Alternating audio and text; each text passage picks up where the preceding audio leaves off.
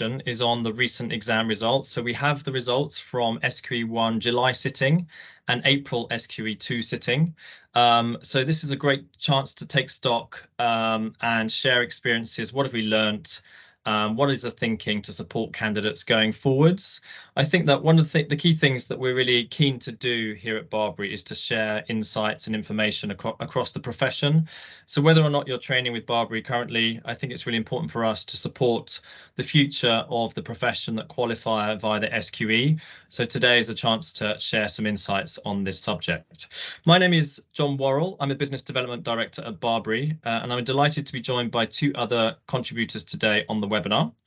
We have Jody Tranter, who is our Senior Director of Learning, and Jody's team is responsible for the content and the delivery of our learning platform, in particular the personal study plan. I call it our secret weapon to getting students through these challenging exams. I'm also delighted that we're joined today by Iona Gilby, who is a trainee at the law firm Vinson Elkins. And I'm delighted to say that Iona has recently passed both SQE1 and SQE2 exams. So congrats, Iona. Really look forward to hearing your insights a little bit later in this session.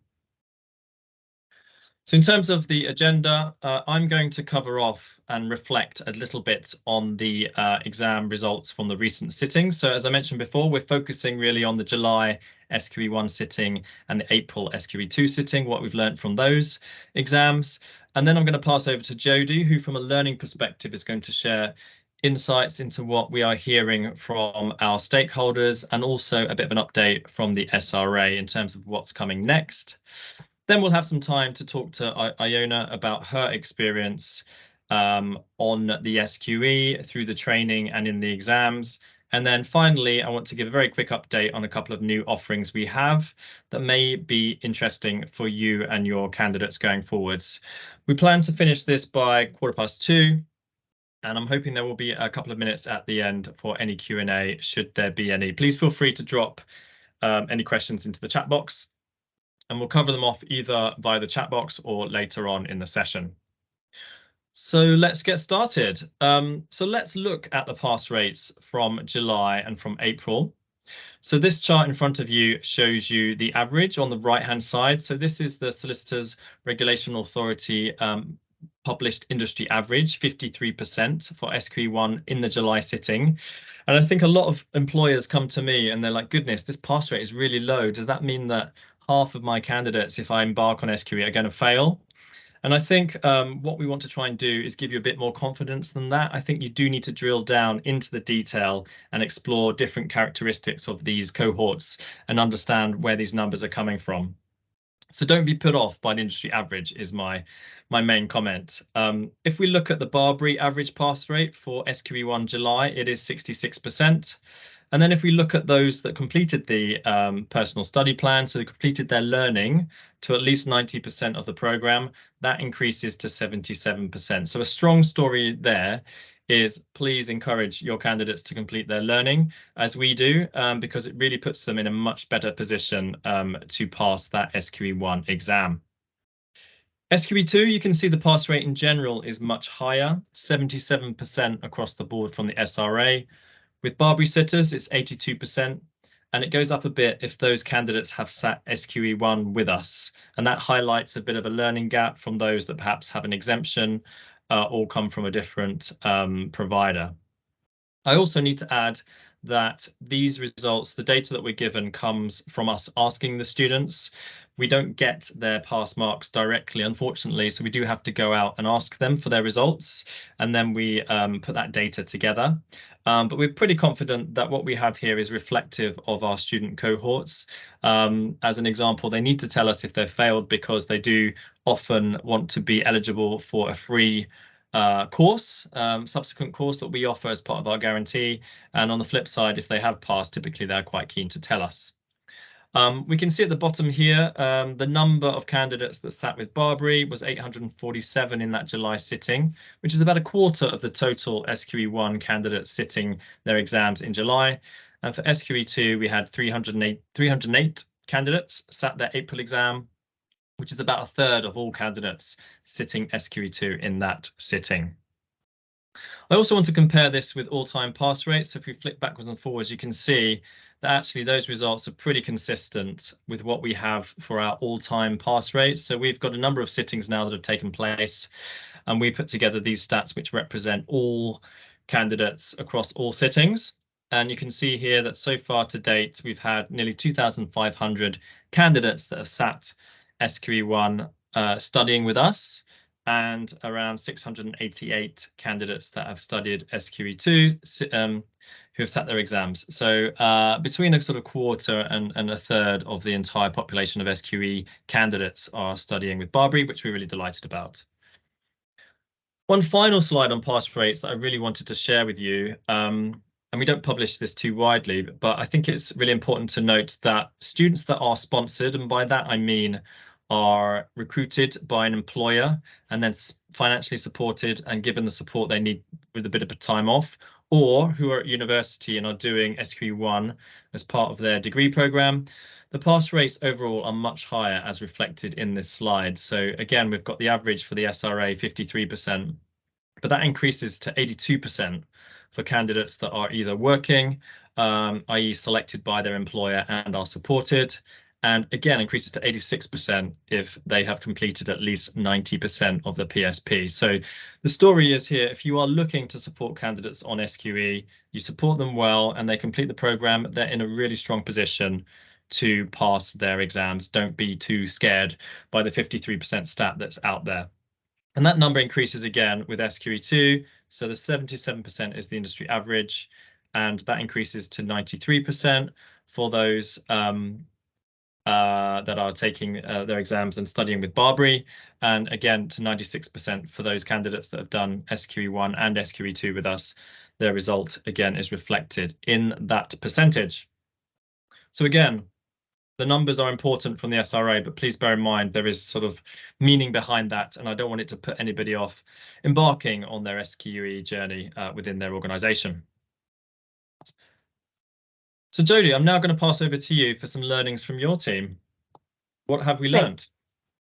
Thanks, John, and thank you everybody for joining us today. So a couple of these initial slides, if anybody was on our previous call, you may have seen some of this data previously, but you'll be interested to note that John mentioned there about the statistics of students that are completing 90% or more of our personal study plan.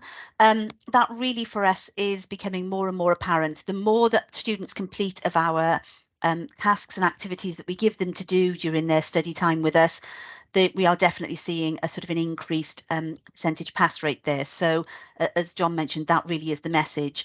One of the other things that's really important is not just completing the initial learning activities, such as watching the lectures and reading the textbooks and doing some of our learning question sets, but actually completing the practice tests and the mock exams at the end is really vital. And we are seeing that students that make sure that they do those bits right at the end are again seeing a much more sort of positive outcome in their final exam, mainly just because they've had exposure to testing themselves under the pressure of the exam as it's going to be on the day. BARBRI students continue to outperform the SRA average in nearly all of our diversity indicators, so particularly here on SQE1, but also on SQE2.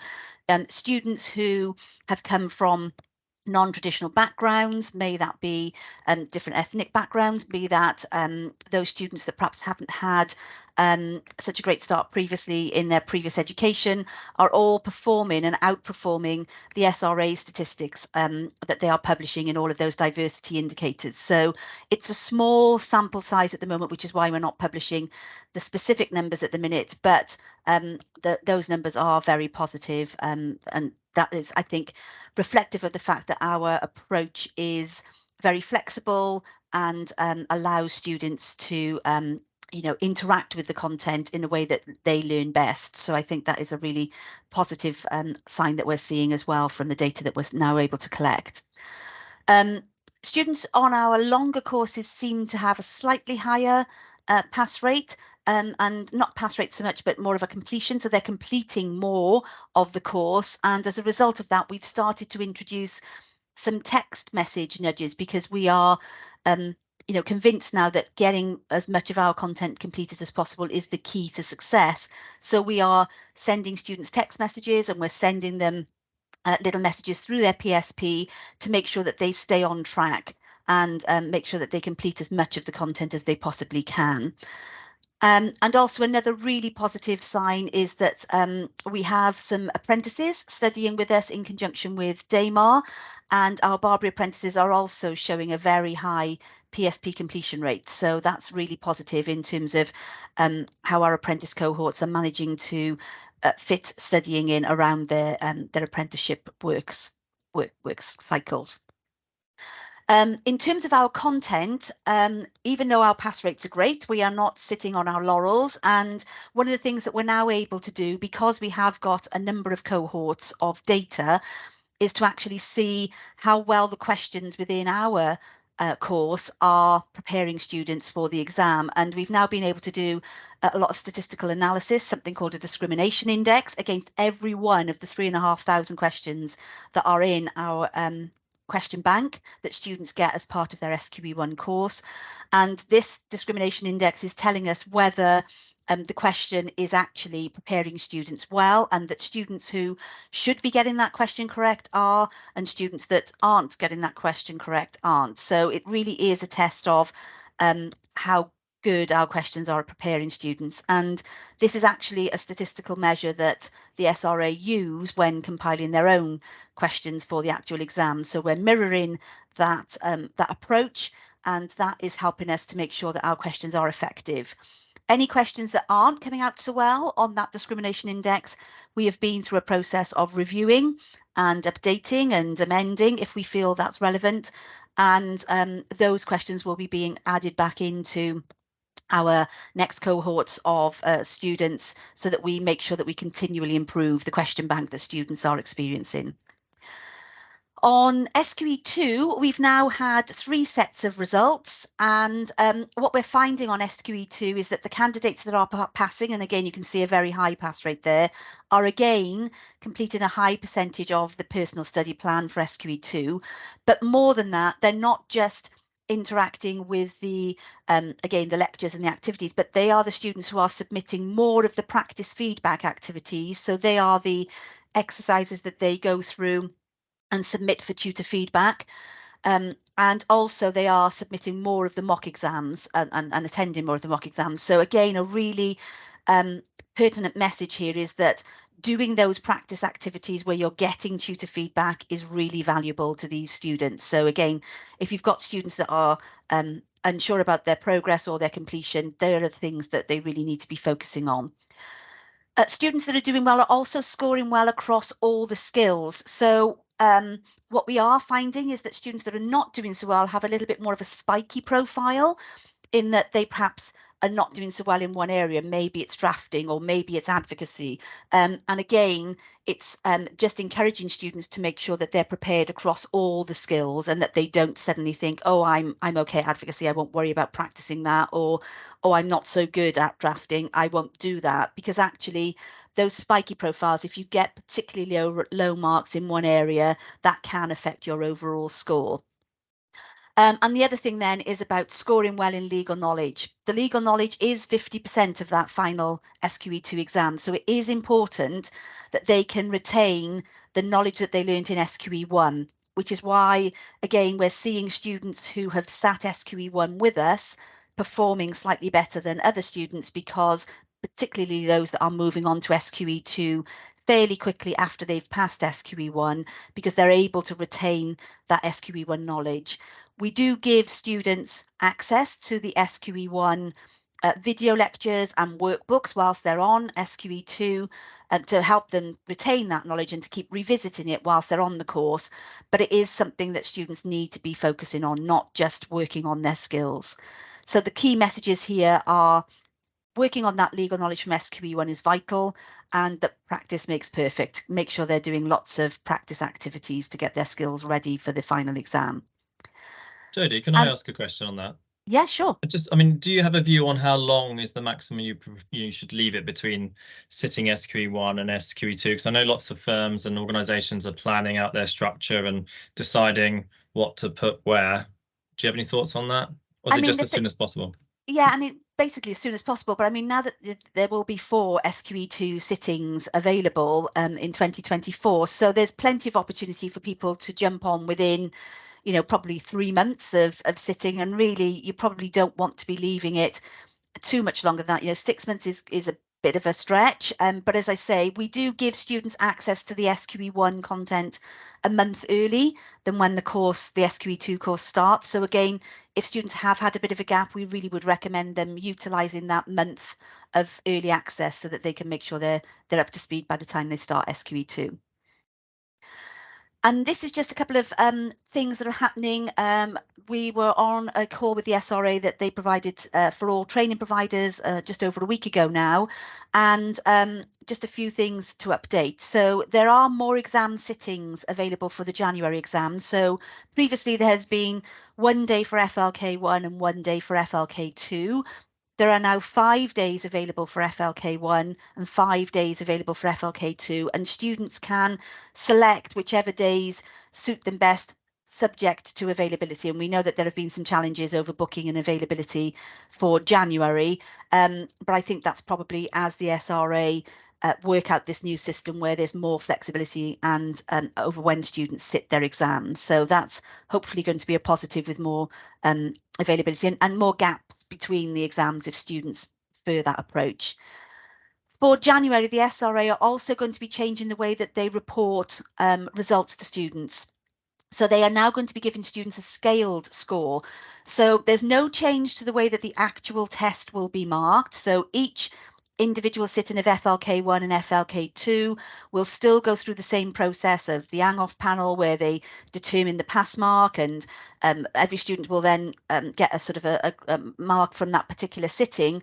But there will now be a scaled score, and the reason for this is because there are now these multiple sittings in January for FLK1 and FLK2. There is no longer going to be one pass mark where students have done this FLK1 and this FLK2. There are now various permutations of sittings. So it could be that FLK1 mark for Monday was 53% pass mark. For Tuesday, it might have been 51. For Wednesday, it might have been 54, and so on, depending on the difficulty of each of those exams. So they're now going to be bringing in scaled scoring from January, and there will be more coming out from the SRA on what that looks like and how that's going to be presented to students. And we will be talking to students about how they can read their scores and how that works, ready for that January results release. There will be, as I say, a new candidates results page, and candidates will now also get a breakdown of their results by practice area. So previously they've never known whether they've done very well in ethics or not so well in criminal and so on. They will now get that breakdown from the January 24 exams on, which is really positive. There are also minor amendments to the function and legal knowledge that candidates have to know for January, and that was also to include some references to Welsh devolved laws. That applies to both SQE1 and SQE2, because, as I say, legal knowledge is also part of SQE2. And any sit-ins from September 23 onwards will include those slight amendments, and we have updated our content to reflect those changes as well. There are also going to be some new sample questions on the SRA website by the end of the year. We know that there has been a limited set of 90 questions available on the site since SQE was first launched. We're hoping that that will mean that there will be additional questions, or at least an indication of how questions may be changing over time, or again, a little bit more of a specific focus on question styles. So that will be coming out by the end of the year. And the SRA are also going to be releasing data to providers in the same way that they are going to be releasing data to candidates about the areas that they've scored well in and not so well in by practice area. They're going to be doing the same thing to providers. That won't be by individual student, it will be by the total number of students that have sat for that provider. But again, it will really be beneficial to us to see where our particular students are performing well and not. And again, that can inform any changes that we might decide to make to the course as a result of that. And then the final thing is that the SRA will be publishing their first attempt at provider data in December of this year. So they will be reporting on all providers and how providers' pass rates are comparing against a variety of different criteria, again, a variety of different diversity criteria, and also generally the overall pass rate. That will be a cumulative number. They won't be showing it individually by each sitting. It will be accumulation of all the sittings that have happened to date, and that will continue to be added to as more sittings grow. So there will be a little dashboard where you will be able to go in and select the provider and see all the relevant data relating to that provider from the start of when SQE first, the first exam back in November 2021. So look out for that, because again, the SRA will be publishing that towards the end of this year. So I think that's all from me, Jonathan, if that's okay. Thanks, Jody. That's great. So some good advice there, and also some interesting changes coming up that hopefully will add some value to the student experience going forwards.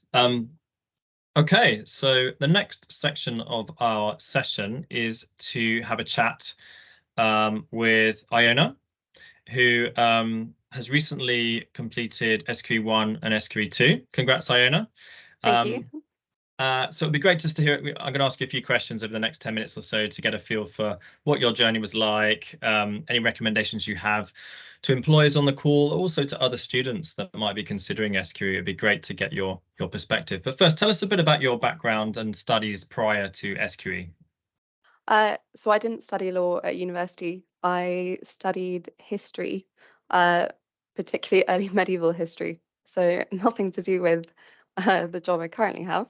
But I did that at the University of Oxford and graduated in 2019. I then took a year out before studying for an LLM PGDL with BPP in 2020 to 2021. And then this last year, I studied the SQE1 and 2 with BARBRI. Fantastic. And I know you've got a view about whether the GDL was a good use of time or not. We'll come on to that a bit later on, because I think that's an interesting point, particularly with the SQE in mind. But what was it about the legal profession that attracted you, would you say? It's a good question. I think as someone that's interested in humanities like history, you often get told, you could be a lawyer if you wanted to, if that was something that interested you. For me, my best subjects at university in particular, not university, sorry, A-levels were economics. So I was already interested in the business side of things.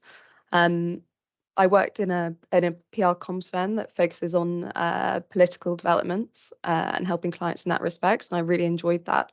So combining all these interests led me to commercial law, and in particular the energy sector, which has a lot of obviously geopolitical things that you need to think about when advising clients. So that's why I've ended up at V&E. I did briefly consider going down perhaps criminal law, but I sat with some judges in the Crown and County courts and swiftly realised that wasn't for me. And how was your experience finding a training contract and getting into your firm? It wasn't as easy as I've seen some people's can be, which is great for them. But the first year I applied, it was just rejection after rejection, which I think a lot of people experience when they're doing these applications. Fortunately, the second year went a little bit better, and V&E was by far and away my top choice, and I was really lucky. And they were in fact the only firm that I was able to complete a vacation scheme with. But fortunately, it went well, and I'm very happy to be here. And at V&E, that's your entry into the firm, isn't it? By doing a vacation scheme, is that how it works?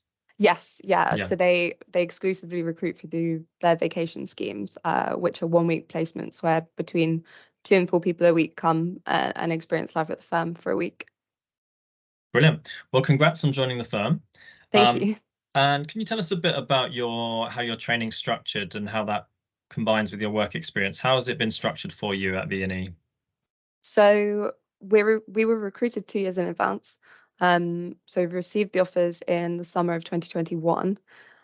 We then had a year out to do whatever we wanted with. There's 6 people in my cohort, and we all ended up doing different things that year.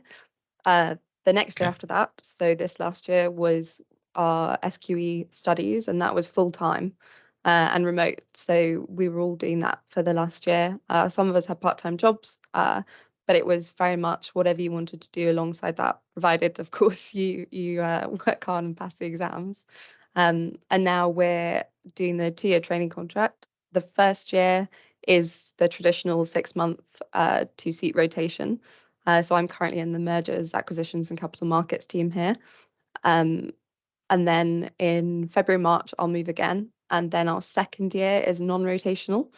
So we sit in a department, but we're allowed to get work from wherever we want in the firm, so that by the end of the second year, not only do you really know where you want to qualify, but you've probably managed to get more than 6 months experience in that seat, which is really useful. Sounds great. And if I can cast your mind back to SQE1, probably feels like a long time ago now. So embarking on the course, how did you find your experience studying with BARBRI? I found it really good, actually. It was very straightforward. There was no guessing about what we needed to do. You logged on to the PSP. It told you, I remember that you could set what days you didn't want to work. So say you had a holiday planned, you could block that out. Or if you're the type of person that doesn't want to do any work on the weekends, you can block those all out. And the PSP alters, what it assigns to you every day based on that calendar that you set. So that come December, January, you've completed all the learning, you have time to revise for the assessments. So that was really great. Just being able to see as well, not just the breakdown for the day, being it 2 hours or whatever it was that day, but being able to see the breakdown for each particular task, whether it was going to take 30 minutes or longer or shorter. And you knew based on what you were doing that day, oh, I've got some time here, I can fit this in. You didn't have to just sit down and study for 4 hours at a time. There was that ability to tailor it to what else was going on in your life, which I found really useful. And the content itself was great. The videos were really easy to follow, some great animations in there to keep you interested. And the content was explained really succinctly, but also engagingly. And you felt that after each session that you had retained that knowledge. I think BARBRI recommends that you don't take notes during SQ1, and I know the others in my cohort, we were a bit wary of that, but we all followed it, didn't take any notes, and it worked because you spent the time actually listening to the content and taking it in. So I really recommend the approach that we were encouraged to take, definitely. So it's quite different to your previous experience of learning, it sounds like. Massively. But you got on board. Yes, yeah, definitely. It was nice in a way to be hands-free and just be told what I needed to do to get what I wanted, which was to be able to pass the exams. And how did you find the online delivery model? I found it really good. I think a lot of people have concerns sometimes about sitting, or particularly firms perhaps, about sending future trainees off for a year with no sort of physical check-ins of having to go into a lecture or class or a seminar every day. There's a lot of keeping yourself accountable with the fact that it's online, but there's massive benefits as well. It was kind of sad for me. It's a very sad story, but unfortunately my granddad passed away this summer. But that year, where I wasn't forced to be in London, for context, I live in Cheshire. That's where my family's from. I wasn't forced to be in London for an hour class every day. I was trusted to stay at home and do the learning as it was prepared, and it gave me a year to spend time with family. I think in a career like this, where there's no rush to get into it, there's long hours, and it often requires people to relocate from their homes. So I think students, my understanding is that students do actually really appreciate having that time and the freedom of it being online to really use that year to do things that they want to do with it, and particularly with their personal lives as well. Thanks for sharing that. And how did you stay motivated? Did you talk to your learning coach? So for SQE1, I actually didn't speak very often to my learning coach. I spoke to them after my mock exams to go through that and to see, basically a bit of confidence going into the assessments themselves and to answer any questions I had. But I actually didn't find the need to speak to my learning coach through the course itself, as it was really easy to get on with. There were times I fell behind, and the little amber light and the PSP would tell me that you need to catch up again. But that in itself was quite useful in keeping you motivated. And I think the fact that the content itself was so interesting, and the way it was presented, it wasn't, for people who haven't seen the videos, it's not just a person speaking at the screen. There's animations in there as well, which help visualize the concepts as they're being explained to you. So that in itself made it a lot easier to be motivated, because you didn't have to gear yourself up to sit and watch a 2-hour lecture or anything like that.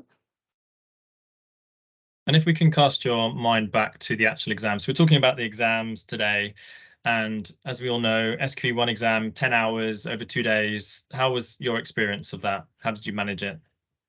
It was long. Definitely. I think that it's something for people to 100% keep in mind. You turn up, and it's not just the length of the exams themselves. A lot of the time, I mean, I had to travel to Manchester and stay in a hotel, and then get from the hotel to the centre, and that time is also built into it. So you get to your seat and you've already done, a few hours of preparing and being slightly mentally drained already, and then you go into these exams. So I think being aware that it is a completely different beast, and I think that BARBRI handled this really well in really encouraging us to sit there and do at least one full practice exam. So you have experience sitting there and doing the 180 questions, with the break in between, so that come exam day, I have done this before, and you are aware of how to approach multiple choice questions, and ticking through them, and leaving ones where you might be uncertain to come back. A lot of it is exam technique, and BARBRI I found was really good with that. But yeah, it was new going into the assessments, but I think all in all, we were prepared quite well for them. Good advice. Do the mock exams. We like Yes. that. And so your transition from SQE1 to SQE2, how quickly did you do that after? So I did the 40-week SQE1 course, and then I think it was the 10-week SQE2 course. And the SQE2 course started the day of my final SQE1 exams. That was quick. Yes, so there was no break. There was actually a slight overlap. But I actually think that's the best way forward, genuinely. I've spoken to friends who've had a break between the two, and it's just a lot more difficult having to relearn that SQE1 content rather than just sort of keeping on top of it. I found that for the SQE2 exams, having done the 10-week course with BARBRI, I actually didn't spend any of my revision time in that month that we had free to revise before the exams doing any skills.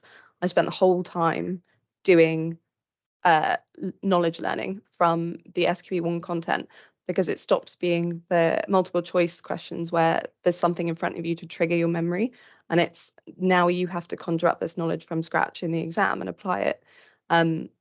It's, in my opinion, it's hugely geared towards the knowledge, and I know some firms are considering doing SQE1 and then the qualifying work experience and then SQE2, and having sat it, I'd caution against that, because it won't be a case of just keeping that knowledge topped up. People will need to relearn it, and it's a it's a lot of content.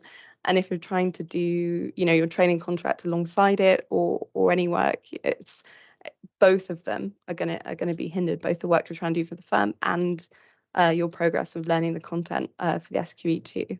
In my opinion, going basically back to back into them and treating it as one large assessment with sort of 2 sub-assessments is the best way, definitely. And did you find a big step change in SQE2 compared to SQE1?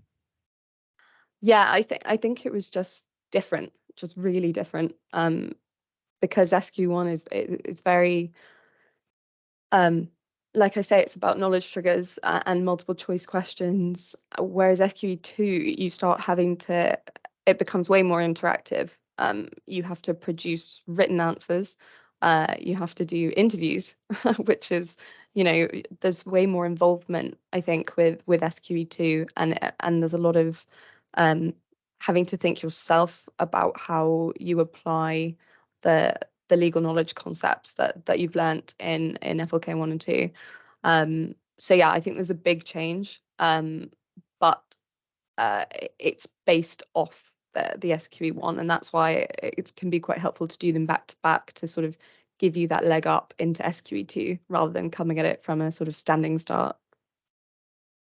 And the SQE2 exams, how did you find those, and how did BARBRI prepare you for those? So BARBRI was really good in preparing us. So we had tutors, and we had from the first week that the course started, we had assessed work, and we would get feedback on it, which I found really useful. It wasn't just that you'd submit a piece of work and it was a case of you've done the learning because you've submitted it. There was actual feedback, and you were able to improve for the next time and see your scores progressing. I think helpfully, actually, that BARBRI's marking was harsher than in the actual exams, which is definitely the best way to do it. So it really meant that the course was rigorous and that it prepared you. On the day, the orals were exactly how we'd been taught by BARBRI to expect them to be. So there were no surprises there. In the writtens, there was a bit more fluctuation in the legal writing and the CMA. The information we got as a sort of preamble to the question was a bit longer. But in terms of the things you would be asked and how you should go about answering them were the same as we'd been taught by BARBRI. So yeah, it was really good. Good to hear. We're coming towards the end of our time, Iona. I just wondered, what recommendations would you have for anybody considering doing SQE? My main recommendation is, and I think it's a slightly controversial one because I think people have strong opinions both ways, is that I don't believe you need the GDL. So I didn't do a law degree, and then I did do the GDL and sat the SQE, but one of my fellow trainees here at VNE, she didn't do a law degree and she didn't do the GDL, and she sat the SQE, and she had a full-time job when she was doing it, and she did amazingly. Passed with flying colours. I don't think it's necessary at all. I think that the GDL, in the way that the LPC is more so than the SQE, they're more academic. So there's a bit more in-depth look at the way the law functions, perhaps, whereas the SQE is set up to be, in my opinion, a professional qualification.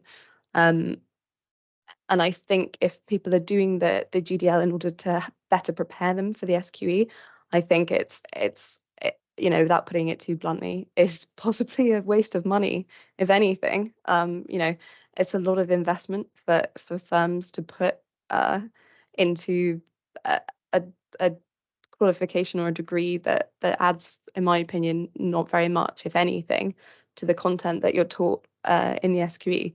There's a lot of overlap, and I did find it perhaps slightly easier to pick up just because I had heard it before. But I think the type of people that go down the route of SQE don't need that leg up to have already seen it before to then do it again in SQE. I think, I know BARBRI do a foundations course which covers the basics of the way the legal system in the UK works, which can be really useful, and I would recommend that. Which, interestingly, your firm asked you to do that, even though you had a GDL. Yeah. Yes, yeah, they wanted us all to do the same, and I know that Ellen, this is girl that did it with me, she won't mind me saying that she found it really useful, but the other 5 of us were sort of thought that, yeah, we've been here and seen this before. And interestingly, of the 6 of us in my cohort, only one of us studied law at university.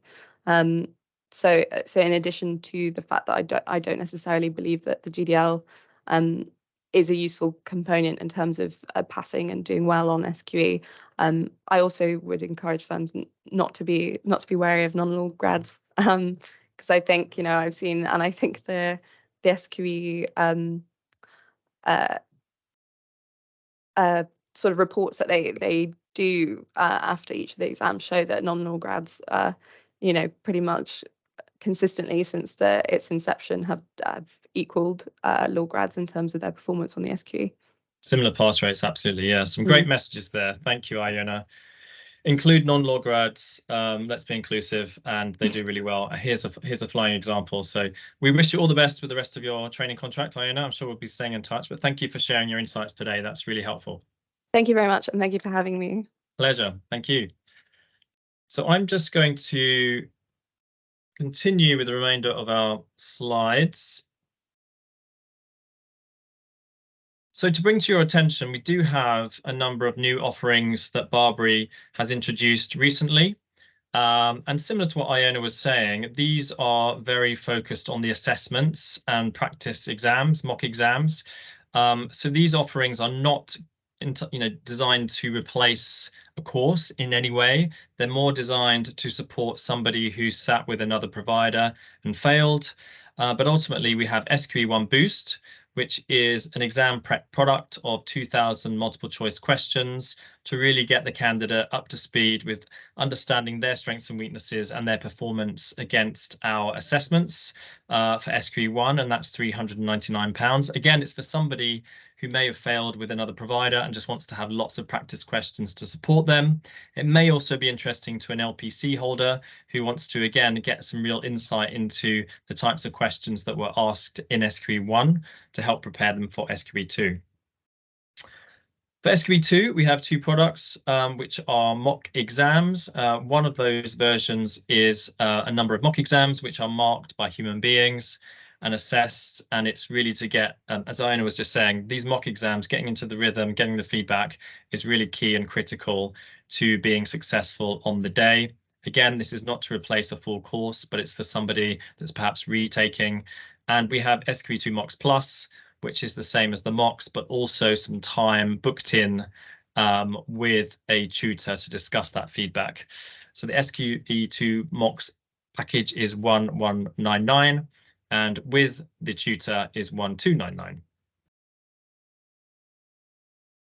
I also just want to remind everybody that we do have an additional course to support particularly trainees, but anybody that's doing SQE. So we've worked with particularly law firms to identify a number of areas, and we call this Prep for Practice, and you can select a number of modules to include within this program. It's 9 weeks long, it's online, and it's designed to follow directly SQE2, but ultimately it covers the key areas that we really want and firms and businesses really want trainees to have skills within. So it includes banking, advocacy, private acquisitions, commercial contract drafting. Commercial property is a new entry, so that's one we've just released in the last few weeks. Case and client management and negotiation skills, so really enhancing all of those skills within the trainee pool. It also includes a lighter touch around knowledge, including finance for lawyers, O-shaped lawyer, so that well-rounded lawyer that we're all seeking, legal tech in law, which of course is a hot topic. How do we understand and harness technologies to do our jobs? And finally, public companies, raising and maintaining capital. So if you're interested in any of these products, please do reach out to me, and would love to have a further conversation with you. So that brings us to the end of our webinar. I just want to check, Kai, whether there's any questions, or we really welcome somebody to come off mute and ask a question if you would like before we wrap up. Anyone's feeling brave? There was one question from Joanna in the chat saying, thank you for the informative update regarding SQE route to qualification. Can I ask if the slides will be sent out after the webinar? Yeah, absolutely. We can send around the slides, not an issue. We'll do that for sure. Great. Okay, well, if that brings us to a close, I just want to thank everybody. I want to thank Jody and Iona for joining us, and I want to thank you all for being here. We really want to make sure that we are being useful, so please do give us some feedback and tell us what topics you'd like us to cover in future, and we'll see you on a future webinar. Thank you very much. Bye-bye. Thanks, everyone.